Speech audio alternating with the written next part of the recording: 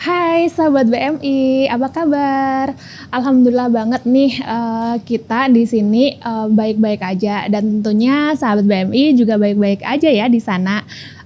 Sahabat BMI, kita kedatangan narasumber yang keren banget. Siapa sih dia? Hai Mbak. Halo Mbak. Gimana nih kabarnya? Alhamdulillah sehat. Boleh kenalan dulu nih? Oh ya boleh, nama saya Indah Pravitasari. Saya bekerja di Singapura selama 10 tahun kurang lebih ya. Wah, udah lama banget 10 tahun. Tapi dulu-dulunya itu udah pernah kerja di negara lain apa cuma di Singapura aja? Dulu tahun 2006 saya pernah kerja di Hong Kong. Oh, pernah di Hong Kong Ya. juga. Di Hong Kongnya tuh lama atau langsung di Singapurnya yang lama? Di Hong Kongnya cuma 2 tahun. Terus habis itu saya pulang ke Indonesia. Terus tahun 2013 baru masuk ke Singapura. Oh, wow. Dalam 10 tahun di Singapurnya ini udah berapa kali majikannya? Aku ada 3 majikan dari Hmm. sekarang. Jadi majikan pertama, kedua, yang sekarang ketiga. Oh, wow, keren banget. Oh ya, kita akan ngobrol nih bicara tentang apa sih pentingnya pendidikan karena kita sebagai pekerja migran Indonesia itu sebenarnya perlu banget deh pendidikan gitu ya.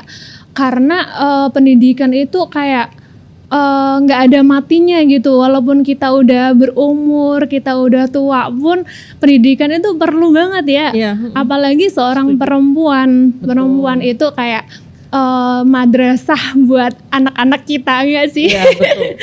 Karena kan kata orang perempuan itu kan kayak apa ya? Kayak sebenarnya titik awal dari sebuah keluarga, kayak apa namanya? Apa sih dibilang kayak bener-bener fondasi gitu. Iya, fondasi sebuah keluarga. fondasi itu dari sebuah perempuan. keluarga itu ada di seorang perempuan, seorang ibu. Jadi untuk melahirkan generasi-generasi yang baik, generasi yang cerdas, maka cerdaslah dulu ibunya, betul nggak? betul. Jadi ngomong-ngomong, katanya nih Mbak Indah ini sekolah di Universitas terbuka. Universitas Terbuka. Iya. Itu di mana sih? Universitas terbuka sebenarnya ada di Indonesia, di Jakarta, cuman karena kita sistemnya online ya, jadi bisa diakses dari berbagai negara, tidak hanya di Indonesia tapi di Singapura, Hong Kong, Taiwan, Korea, dari seluruh dunia. Oh, di Malaysia juga ada. Betul. Oh, Di bagus. Brunei. Bagus banget ya, maksudnya kita walaupun di negara orang pun bisa sekolah kayak Betul, gitu. bisa Wah, teman-teman nih, kalian kalau berminat, kalau mau ngelanjutin sekolah, apalagi yang jenjang universitas ya. Betul, ya. Wah, kita harus bener-bener ngejar target nih, jangan sampai kalah sama generasi-generasi muda. Selain itu di Singapura juga ada yang kejar paket ya. Jadi kayak kejar paket B, paket C. Jadi buat teman-teman yang misalkan, oh Kak saya belum punya ijazah SMA, jadi gimana daftar ke universitas? Oh nggak masalah, kita ada ya kejar paket B, kejar paket C yang ada di SIS juga. Jadi di sana itu under di bawahnya KBRI. Jadi guru-gurunya juga kapabilitasnya bagus banget, guru-gurunya SIS juga. Wow. Dan ijazahnya juga diakui di Indonesia dalam artian setara dengan SMA. Oh iya. Dan itu untuk kayak pendaftarannya atau gimana sih caranya untuk bergabung di situ tuh gimana ya? Bisa langsung aja daftar ke SIS, Sekolah Indonesia Singapura di 20 Siklap Road. Bisa langsung ke sana. Kalau misalkan untuk UT bisa tanya langsung ke Ibu Sofi. Jadi beliau setiap hari ada di sana di sekolah. Atau kalau buat teman-teman PMI khususnya rata-rata mereka libur hari Minggu ya. Jadi hari Minggu bisa langsung ke sana jam 12 sampai jam 3 sore. Oh wow, berarti itu sistem sekolahnya itu online ya? Online. Itu diperuntukkan untuk yang kejar paket dan juga UT juga gitu? Iya betul. Kalau untuk yang kejar paket bisa tanya ke teman-teman. Nanti saya hubungin kayak siapa namanya itu ke Pak Fajar juga bisa. Karena Pak Fajar juga salah satu yang ngajar di sana. Oh, Ya. terus kalau untuk apa namanya kejar paket itu berapa tahun ya? Maksudnya jenjang waktunya itu berapa lama sih sebenarnya? Itu disetarakan dengan SMA ya. Jadi kurang lebih 3 tahun. Kalau misalkan sebelumnya belum pernah sekolah SMA sama sekali, itu kurang lebih 3 tahun. Tapi kalau sudah pernah SMA atau misalkan, oh Kak, saya kelas 2 SMA nggak lulus, nah gitu, nanti bisa langsung ke sana, bisa ditanyakan gimana sistemnya. Sepertinya ada sedikit kayak apa ya namanya, dispensasi gitu. Oh, seperti itu. Iya, tapi untuk kejelasan lebih lanjutnya bisa langsung ke Sekolah Indonesia Singapura. Karena untuk kejar paket Sistemnya lain. Ya, Oh, betul. kalau untuk UT sendiri gimana itu? Kalau untuk UT 4 tahun ya. Oh, itu 4 Ya. tahun, selama 4 tahun. Kurang lebihnya 4 tahun, 144 SKS. Jadi terkadang teman-teman itu kan pada ngejar. Jadi setiap semester itu mereka ngambilnya cuma langsung 24 SKS, 24 SKS gitu. Jadi 3 tahun setengah udah lulus gitu. Wah, cepat ada. banget. Jadi kebanyakan teman-teman kalau yang pengen cepat lulus ya udahlah kita kejar 24 SKS tiap semester gitu. Oh wow. Dan di universitas itu sendiri ada berapa ini ya? Apa namanya? Kalau biasanya kan kalau universitas tuh ada kelas ini apa namanya, hukum atau apa-apa itu? Kalau fakultasnya ada fakultas pendidikan, ada fakultas hukum, ada fakultas ekonomi. Jadi kalau yang ada di Singapura itu ada beberapa jurusan seperti ilmu komunikasi, hukum, sastra Inggris, manajemen, sistem informasi, dan satunya lagi pemerintahan. Oh wow. Apa ya? Aku lupa namanya. Banyak juga ya. Ya. Tinggal kita pilih aja nih, maksudnya kita minatnya Minatnya di di mana mana, betul. kayak gitu. Tapi susah nggak sih sebenarnya sekolah itu, kayaknya kok aku udah tua gitu, udah berumur, terus tiba-tiba kayak harus memakan bangku sekolah lagi, itu kan kayak susah gitu Kalau nerimanya. misalkan dibilang susah ya, jujur ya, karena umur kita udah nggak muda, jadi otak kita tuh udah agak lambat. Tapi semakin kita sering membaca buku, semakin sering kita berinteraksi dengan mahasiswa yang lain, semakin sering kita mengerjakan diskusi, mengerjakan tugas, itu otak kita tuh bekerja lagi gitu. Terbuka. Jadi kayak tiba-tiba aja bisa mikir, terus habis gitu tiba-tiba aja kayak antusias lihat berita, lihat kondisi perekonomian di Indonesia. Ini Kayak aku apa? ngomong tentang aku sendiri ya, kayak manajemen gitu ya, manajemen akuntansi itu kan juga ada jurusan akuntansi itu. Jadi kayak jadinya aktif gitu lihat berita di Indonesia tuh kayak gimana, berita ekonomi. Jadi kayak lihat bank, terus apa namanya, kayak investasi, kayak gitu-gitu. Jadinya Iya sih, bagus sih. Jadi kan maksudnya gini ya, kita kalau udah ada memakan bangku sekolah itu kan kita jadi mulai kayak kepo nih, ada apa sih betul. sebenarnya gitu. Jadi pengen tahu negara kita gimana, Bener. terus sistematisnya kayak apa. Jadi kita ibarat nonton HP tuh nggak skip aja. Jadi Betul. kita mau baca tuh, Iya. kan. Jadi kan apalagi kalau yang dihukum itu ya, itu lebih seru lagi. Kalau dihukum itu kan pasti yang dibicarakan misalkan ada kejadian hukum apa di Indonesia, korupsi atau misalkan penculikan anak atau misalkan harta gono gini dan segala macam. Itu jadinya kayak terus antusias ngikutin berita. Kalau nggak gitu kita juga ketinggalan, nggak tahu dong mau misalkan mau mengerjakan diskusi, sedangkan yang didiskusikan itu pasti kejadian terbaru yang ada di Indonesia. Jadi mau nggak mau kita harus cari tahu juga. info, ya betul. Wah, keren banget sih.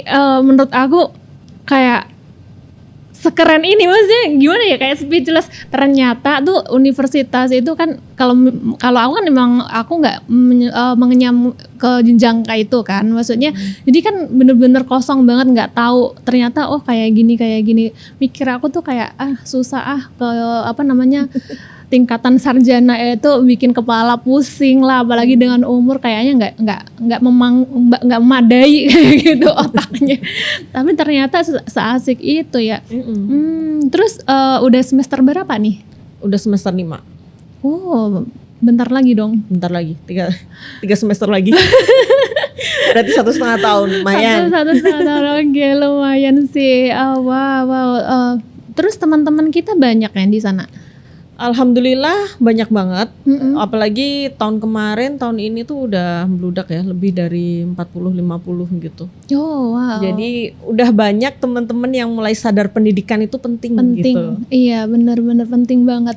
Aku aja tuh kayak udah kayak terlambat banget menyadari kayak gitu loh. Maksudnya setelah tahu, apalagi kan kalau berita-berita di Indo itu kayak apa, jadi kan kita otomatis harus tahu. Jangan kita nggak mau tahu, bukan urusan kita. Enggak, padahal ini urusan kita banget kayak Apalagi gitu. informasi ya. Jadi kita harus dapat informasi itu benar-benar dari sumber yang jelas gitu. Biar nggak kemakan yang namanya hoax. Bener banget itu apalagi di sosial media sekarang tuh wah Banyak serem banget sih. hoax. Kan Banyak banget. berita-berita yang nggak bener terus nanti digoreng-goreng jadinya. Jadi Makanya jadi kalau misalkan kadang aku juga sering ya ngomong ke teman-teman, misalkan lihat berita di salah satu sosial media gitu, oh benar nggak sih kayak gini, sumber beritanya dari mana, aku bilang gitu. Terus dia bilang dari sosial media gitu. Terus, oke, kamu cari ke sumber berita yang terpercaya, misalnya kayak media elektronik yang benefit ya. Terus habis gitu ada nggak beritanya di sana? Kalau nggak ada ya berarti udah hoax. Iya benar-benar sih. Karena kita itu ibarat netizen itu kan cuma kayak ngelihat langsung, mereka tuh jempolnya cepet-cepetan kayak nge-share apa. Iya, tapi nggak di cross check dulu. Iya. Ini benar nggak sih beritanya gitu. Iya, itu bahaya sih sebenarnya ya. Jadi adanya pendidikan itu kita makin cerdas bersosial media juga. Wow, keren. Aduh, terus nanti nextnya nih harapannya kalau udah lulus nih. Untuk saat ini harapannya sih, kemarin sempat mikir ya pengen lanjut ke S2 gitu, tapi nyari beasiswa of course karena S2 kan lebih mahal. Tapi karena sekarang lagi asik-asiknya ini ya, lagi bahagia-bahagianya, kayak lagi kecanduan sama fotografi. Jadi jadi kayak oke, mungkin S2-nya pending dulu, jadi belajar ke fotografi dulu, dimantepin gitu. Jadi kayak lebih sering-sering moto, ikut lomba, terus habis itu so far masih belajarnya tuh otodidak dari kayak media sosial kayak di YouTube dan segalanya itu. Tapi ada juga sih beberapa teman fotografer yang bantuin. Jadi kayak kamu tuh harus settingnya kayak gini. Jadi kayak tukar pikiran. Oh keren. Enak banget kayak gitu. Jadi langsung praktek. Iya, aduh, wah ternyata hobinya di foto ya. Iya. Wah keren banget. Dan ini udah berapa lama nih berkecimpung di dunia fotograferan ini? Kurang lebih berapa ya? 4 tahunan dari 2020. Enggak sampai 4 tahun lah, 3 tahun setengah kurang lebihnya ya. Jadi dari awal 2020 tuh habis COVID ya. Itu awalnya kayak pengen jadi model tuh. Oh wow. Pertama jadi foto-foto gitu. Iya. Terus habis foto-foto gitu kok jadi model capek ya. Tapi kok aku lebih tertariknya tuh kayak prosesnya gitu. Proses pengambilan fotonya. Jadi dari fotografernya habis gitu ngikut tuh sama fotografer ya, ngikut terus ngeliat gimana sih proses pengambilan foto kok bisa cantik kayak gini. Akhirnya dari situ mulai tuh tertarik, aku mulai sering nanya ke beliau, Bu ini gimana sih cara ngambil fotonya, angle-nya kayak gini-gini. Terus kalau kamu pengen coba deh, kalau kamu punya kamera ngikut gitu. Jadi terus akhirnya tahun 2021 awal tuh aku mulai nekat beli kamera. Second hand itu masih ku bawa itu dulu. Sekarang masih itu kamera pertama itu second hand aku beli, dan belinya cuman 1 lensa waktu itu. Ya udah sampai sekarang juga masih ku pakai. Tapi kayak tiap minggu tuh pasti aku bawa kemana-mana.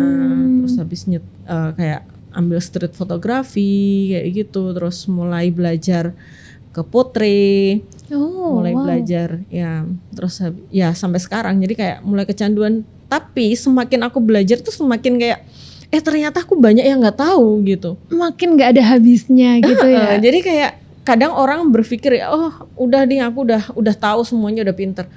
Enggak, Jadi semakin kita belajar itu semakin kayak merasa bodoh banget ya, ini kok belum tahu ya, ini kok belum tahu. Jadi kayak makin banyak lagi nih yang harus dipelajari gitu.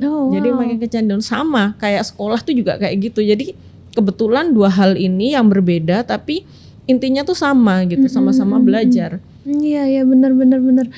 Wah keren banget sih. Jadi kayak ibaratnya menyelam di lautan yang asin, semakin kita minum tuh semakin haus kayak gitu.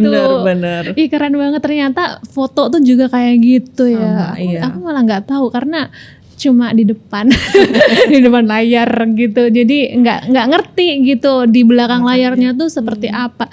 Berarti macem-macem banget dong. Maksudnya jenis-jenis foto yang kayak random apa sih? Aku nggak ngerti di bahasa foto-foto. Ya kalau random tuh biasanya kan street photography ya. Street photography. Jadi kita jalan terus nemu foto yang random, estetik, udah. Gitu. Foto gitu. Ya. Aku mah nggak paham ya bahasa kayak gitu. Taunya aku difoto aja gitu. Ternyata macam-macam ya. Terus yang kemarin ikut-ikutan kompetisi itu gimana tuh ceritanya tuh? Untuk yang barusan ini di NPark sama Holding Hands, itu kan ada kompetisi buat ngisi eksibisi di Singapore Garden Festival. Itu dari bulan Juni. Ya, dari bulan Juni sampai Juli kemarin itu, dan udah pengumuman sih masuk juga satu foto. Jadi memang dari migrant worker ya. Jadi judulnya itu Singapura dilihat dari lensanya para migrant worker gitu. Jadi dari ratusan peserta yang dipilih cuma 30, dan kebetulan dari Indonesia tuh kurang lebih ada 5 fotografer yang masuk. Wow, keren-keren loh fotonya, harus lihat nih. Dan itu motonya moto apa sih? Itu kemarin temanya flora, jadi seputar tanaman, bunga, pohon kayak gitu. Jadi mereka berarti ada temanya kayak iya, gitu. Tiap kali ada kompetisi tuh pasti ada tema gitu. Jadi tantangannya di situ, bisa nggak nih fotografer bikin tema, especially kan ini kebetulan banget. Ini kayak wadah buat teman-teman migrant worker buat bisa berkompetisi fotografi, nunjukin skillnya di dunia fotografi di Singapura. Iya sih memang ya. Soalnya kalau kita lihat tuh kayaknya juga banyak banget teman-teman kita yang suka fotografer juga. Jadi ini mumpung ada hal-hal kayak gini yang positif, ikut-ikut aja. Siapa tahu nanti kan kalau rezekinya kita juga ini kan pasti bangga banget dong. Betul. Kita kan nggak tahu, kadang waktu jalan terus snap foto yang estetik, kita masukin aja gitu. Jadi confident aja sama foto kita. Gitu. Dan itu kompetisinya biasanya setiap tahun sekali atau gimana itu? Tergantung dari eventnya ya. Kalau untuk di AIDA itu biasanya setahun sekali pasti ada. Kalau di AIDA itu temanya tiap tahun pasti berubah. Kayak yang tahun ini tuh kalau nggak salah Inner Journey atau apa gitu ya. Itu ada 3 tema untuk tahun ini. Terus tiap tahun lah ada. Tapi kalau untuk kayak NPark terus kayak SMRT itu biasanya nggak tiap tahun sih. Tapi selalu ada gitu, entah 3 bulan atau 6 bulan berikutnya itu pasti ada lagi. Pasti gitu. ada lagi. Wow. Asalkan ya kita sering-sering aja lah komunikasi dengan teman-teman migran fotografi gitu. Di circle-nya situ ya, lah mainnya. Betul. Wah, biasanya aku juga share sih di sosial media, jadi bisa ngikut semua teman-teman lah yang memang hobi foto, silahkan. Gitu. Iya, ini mumpung di sini nih promosi akun media sosialnya tuh apa? Jadi teman-teman yang suka fotografi atau ibaratnya haus akan informasi-informasi boleh langsung DM atau ikut follow Instagram atau Facebooknya. Apa Instagram sama Facebooknya Kak? Punya saya? Facebooknya Indah Pravitasari sama IG-nya Indah IP Pravitasari. Jadi tetap pakai nama asli. Tetap nama asli. Iya itu teman-teman. Jadi boleh nanti intip-intip tuh, pasti di sana juga banyak banget hasil-hasil jepretannya kan. Wah keren banget, keren. Dan majikan tahu nggak? Maksudnya kegiatan selama di Singapura kan, ya majikan tahu dari aku sekolah di UT, terus dari aku fotografi, dari aku volunteer juga, mereka tahu semua. Ya. banyak banget kegiatannya Banyak. ya. Ya. Jadi so far banyak banget ya teman-teman di Singapura. Jangan lupa banyak banget kegiatan positif. Banyak banget sekolah, banyak banget course yang melatih skill dan knowledge pengetahuan kita. Jadi please, mari. Iya, mari kita gunakan sebaik-baiknya Betul. mumpung di sini. Betul. Karena di sini pun maksudnya banyak kok yang ibaratnya ada yang gratis, ada yang maksudnya walaupun bayar pun enggak semahal apa yang Betul. kita bayangkan. Jadi jangan takut, dan itu ilmu itu penting banget buat kita. Apalagi nanti kita kan enggak forever stay di sini kan. Betul. Buat bekal kita untuk pulang ke Indonesia juga. Wah, keren banget. Dan majikan tuh tanggapannya positif banget dong itu. Iya, dukung banget. Jadi kayak sekolah itu juga waktu kuliah gitu, waktu ngerjain tugas atau ngerjain diskusi gitu, mereka nggak bakal ganggu. Jadi kalau misalkan selesai kerja, aku bilang, "Mem, aku mau ngerjain PR gitu." Ya udah dikasih waktu, nggak bakal mereka ganggu, manggil atau apa gitu. Kadang bahkan karena kebetulan majikan juga bidangnya sama ya di manajemen. Jadi kadang itu kemarin aku sempet ada satu mata kuliah nih yang agak-agak ngitungnya banyak. Kan otaknya udah tua ya, gitu ya. Nanya ke majikan, aku kasih ke majikanku, "Mem, please help me." Jadi dia yang bantuin gitu, jelasin ke aku satu. Ini caranya kayak gini Keren gitu. banget, Ya. wow, sampai gitu. Kebetulan, ya. Oh iya.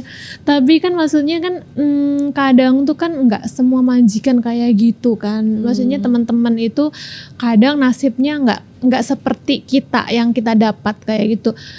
Ada nggak sih maksudnya tips biar majikan tuh sayang sama kita, majikan tuh percaya sama kita kayak gitu? Kalau aku tipsnya cuma satu, ngomong jujur. Jadi apapun yang kalian kerjakan tuh jujur aja. Jadi jangan kayak gini ya, misalkan, "Mem, aku izin keluar mau sekolah," tapi kalian ke arah yang lain gitu ya. Jangan pernah bohong sama majikan, karena majikan itu memang paling nggak suka dibohongin. Paling nggak suka. Jadi ngomong apa adanya. Tapi ngomongnya juga jangan waktu kayak Last tengah minute. hari gitu ya, tengah hari atau mungkin last minute, bener. Itu jangan. Jadi jauh-jauh hari, terus waktu majikan udah relax, santai, misalkan habis dinner duduk-duduk nonton TV, tuh ngomong baik-baik. Jadi dideketin, terus duduk, "Mem, aku boleh ngomong sebentar nggak?" gitu. Aku ada acara ini tanggal segini. Boleh nggak aku misalkan nggak punya off day pada waktu itu, boleh nggak aku keluar karena ini penting banget. Dan pastikan kalian itu ngasih nomor HP yang bisa dihubungin gitu. Dalam artian seperti misalkan aku sekolah di sini sama siapa gitu ya. Aku pasti ngasih nomor temen aku yang sama aku ke majikan, walaupun nggak pernah minta dan nggak pernah ditelepon, tapi at least majikan itu emang tahu, oh kita sama dia. Jadi kalau seandainya kita nggak minta ya, kalau seandainya kita misalkan pulang terlambat atau mungkin kita lagi kena macet atau apa, jadi majikan tuh nggak khawatir gitu. Bener. Dan jangan lupa ngabarin juga, tetap ngabarin harus. Bener sih. Soalnya kita itu kan ibaratnya ikut orang, jadi ikut aturan apa yang dia bikin, jangan seenak-enaknya kita. Kadang ada kasus seorang mbak tuh saking enaknya, saking dikasih kepercayaan, dia malah kayak ugal-ugalan, kayak ya udah barbar aja kayak gitu. Ada yang kayak gitu dan akhirnya itu kan merugikan dia sendiri. Betul. Dan akhirnya dipulangin atau ibarat tiba-tiba nanti dibalikin ke agent kayak gitu. Itu kan yang rugi juga kita sendiri kayak gitu. Wah, menarik banget ya. Aduh, udah ada, maksudnya nanti kalau udah pulang ke Indonesia ada apa namanya? Nanti mau ngapain atau mau buka usaha apa gitu nggak? Ada. Kemarin sempat ngobrol sama kakak sepupu ya, karena aku udah nggak punya orang tua, nggak punya keluarga, jadi ada kakak sepupu, udah ngobrol, jadi kita tuh udah planning mau bikin kayak studio foto gitu. Wah, keren. Jadi kayak studio yang estetik. Nah sekarang di Indonesia tuh lagi musim yang namanya studio tuh yang kayak foto sendiri gitu ya. Jadi kita nyiapin lokasi, tempat, terus habis gitu ada kamera, terus mereka foto sendiri tuh udah mulai lagi ngetren banget nih. Terus kayak peluang fotografi MUA itu wah bener-bener di Indonesia ini banget sekarang di Indonesia lagi tren banget.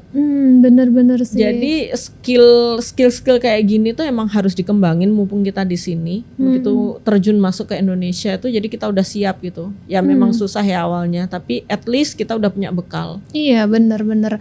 Apalagi maksudnya mungkin ada yang kayak aku minat nih make up kayak gitu. Di sini pun banyak banget kelas-kelas make up.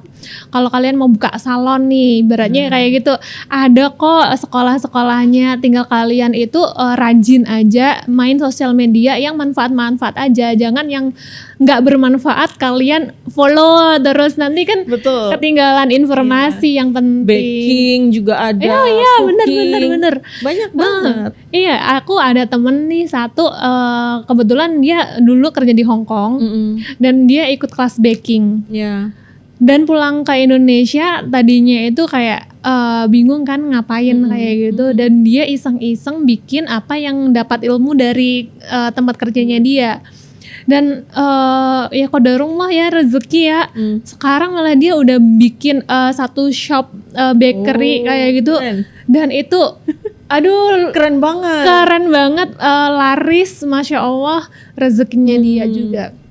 Itu keren banget. Jadi apapun kemauan kalian, skill kalian harus dikembangkan, diasah terus. Mumpung masih di negara orang, fasilitasnya gampang. Jadi duit juga gampang. Mumpung ada duit. Bener. Duit juga gampang. Jadi digunakanlah sebaik mungkin. Nah, ya kan? Sebenarnya kayak pendidikan itu ya, itu seperti treat untuk diri kita sendiri. Jadi pendidikan, skill itu sebenarnya kayak kita tuh menghadiahi diri kita sendiri dengan hal-hal seperti itu. Jadi karena apa? Itu salah satu bukti kalau kita tuh mencintai diri kita sendiri. Bener banget. Ibaratnya ya seperti kayak kulit kita kasih kasih pelembab, kasih toner, kasih apa, tapi dalam diri kita kalau kitanya kosong, nggak jadi apa-apa. Kalau kulit kita nggak rawat pun kita sama kayak gitu. Jadi mumpung ada kesempatan, ada uang, gunakan sebaik-baik mungkin. Waktu istirahat, waktu off day, mari kita gunakan sebaik-baiknya. Bener banget. Apalagi bergaul dengan teman-teman yang sekiranya sama gitu minatnya. Misalkan minat baking, ya udah kita ngumpul sama teman-teman yang minat baking gitu. Jadi nanti diarahin, oh Kak, kamu kursus di sana bagus, itu gratis atau apa gitu kan, ada informasi terus gitu. Iya benar banget. Kalau misalkan minat di makeup, ya ayolah kita ngumpul sama teman-teman yang minat di makeup, modeling. Iya benar. Gitu. Dan ada lagi satu tuh kelas yang bikin buket bunga tuh. Betul, iya. Karena sekarang di Indonesia pun lagi gencar banget itu kan, dan banyak banget teman-teman kita yang ngajarin juga. Itu pun kayaknya free kan. Cuman ya kalau untuk bahan ya pasti kita beli lah. Kan, iya, maksudnya cuma bahan aja. Tapi kalau buat itunya kan ibaratnya free semua. Jadi ayolah teman-teman, nggak usah yang libur tuh aneh-aneh kayak gitu. Banyak hal-hal yang manfaatnya sekarang banyak banget loh, hampir tiap minggu itu aku sampai bingung mau ngikut yang mana gitu, karena saking banyaknya kegiatan. Iya bener. Dari KBRI, dari teman-teman di community, itu banyak banget gitu. Bener. Sekarang banyak banget, apalagi sekarang kayak universitas Ciputra udah masuk juga. Ini yang universitas terbuka juga udah pada masuk. Jadi sayang banget kalau enggak digunain. Wah. Keren banget sih. Aku kayak apa ya namanya juga, bener banget tadi kata Mbak Indah ya, semakin ilmu kita gali itu kayak semakin haus akan ilmu itu. Jadi dimanapun tempatnya, mumpung ada kesempatan, mumpung ada rezeki juga, kita bisa gunakan sebaik-baiknya. Ada apa namanya harapan atau mungkin pesan-kesan untuk teman-teman yang lain nggak? Kalau buat aku gini, jadi belajar itu nggak mengenal usia ya. Jadi berapapun usia kita, selama kita masih mau belajar, itu kita tetap awet muda. Ih bener.